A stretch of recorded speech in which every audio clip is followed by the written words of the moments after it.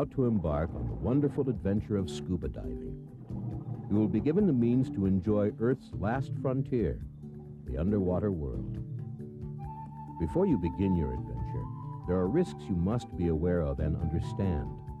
Be aware that water is not a human's natural environment. Anytime you enter the water to scuba dive, there is the risk of an accident that may include injury or even death. At first, you will need to listen to and learn from your instructor, who will teach you how to be a scuba diver. But the very essence of the course is to make you independent, so the responsibility for your well-being depends on you. Because your safety basically depends on your personal actions and how well you apply yourself and follow the rules, you will be required to sign a series of forms. It is very important that you read each form carefully so you understand fully what you are signing and what rights you are relinquishing. Let's now watch an overview of the areas of risk in scuba diving. You will see that if you follow the safety rules discussed in your course, the risks are relatively small and controllable, and you can learn to be a responsible diver.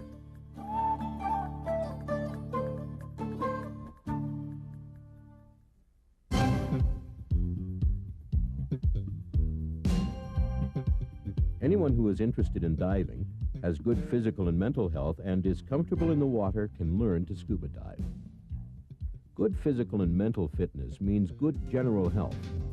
You do not need to be a super athlete, but you do need to be reasonably fit, as scuba diving puts stress on both your body and your mind.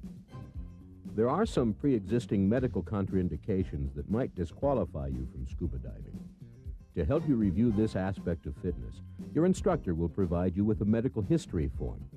Please complete it honestly. We do care about your well-being.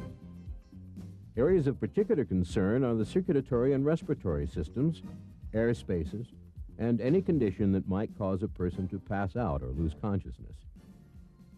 If there is any concern about your medical condition, you will be asked to have a medical exam by a physician before participation in open water scuba activities. Substance abuse of any kind, be it alcohol, drugs, or smoking, has no place in scuba diving. If you have a problem with any of these, it is far better to deal with it before you take scuba lessons. A key element to your success as a scuba diver is motivation. You have to want to do it. You should not be in scuba class to please someone else if you are unduly afraid of the water or the activity.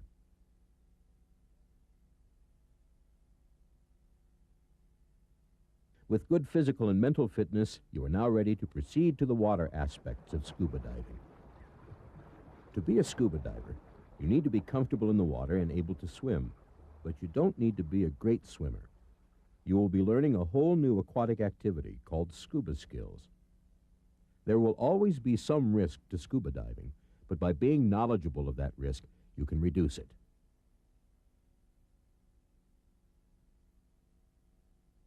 Scuba diving is an equipment-intensive activity.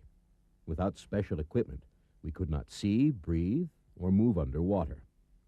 Proper, complete dive equipment that fits and is adjusted for you is essential to comfortable, efficient scuba diving. Misuse of diving equipment is the main concern, as malfunction rarely causes accidents.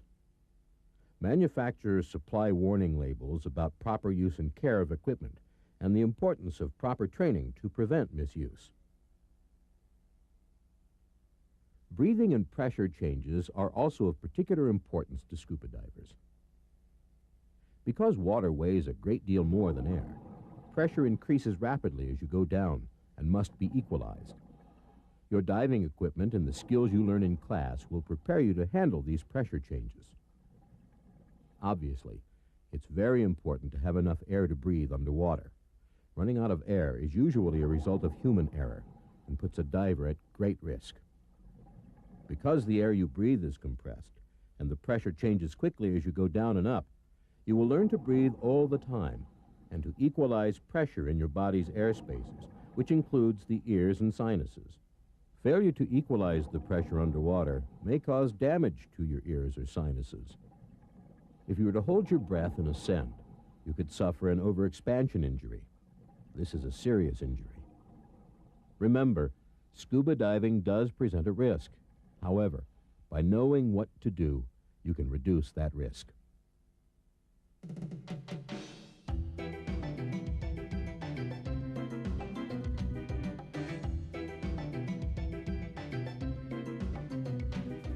Buoyancy control is a primary skill of scuba diving. Proper use of a well-fitting buoyancy compensator, or BC, makes diving safer, easier, more comfortable, and more enjoyable. Much of your training in your scuba course will focus on learning to use buoyancy control to your advantage while underwater. But buoyancy control is also important on the surface. Keeping your BC inflated on the surface allows you to rest easily. Communicating with and maintaining contact with both your instructor and dive buddy adds to the enjoyment and safety of diving. This includes following instructions and the safe rules of diving while keeping your instructor informed of your special needs and concerns. An equally important responsibility as a diver is to not leave your dive buddy during any diving activity. Control is a key concept in scuba diving. This means you are in control of your mind, body, and dive equipment, so you can effectively deal with the environment, your buddy, and yourself. In diving, we talk about staying in your comfort zone by knowing your limits. This provides a margin of safety in difficult situations and helps you keep faith with the cardinal rule of all adventuresome activities: stay calm, don't panic. All of these things taken together will help you develop a level of awareness so you are ready to participate in scuba diving. You will learn to reduce risk, but we cannot eliminate it.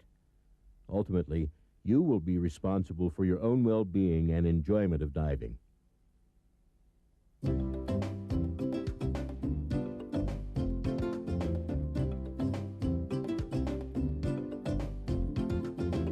Because you've been informed of many of the risks of scuba diving, you can now go through the details of completing the necessary forms in which you acknowledge this information. You can then begin your diving course and your exploration of the underwater world.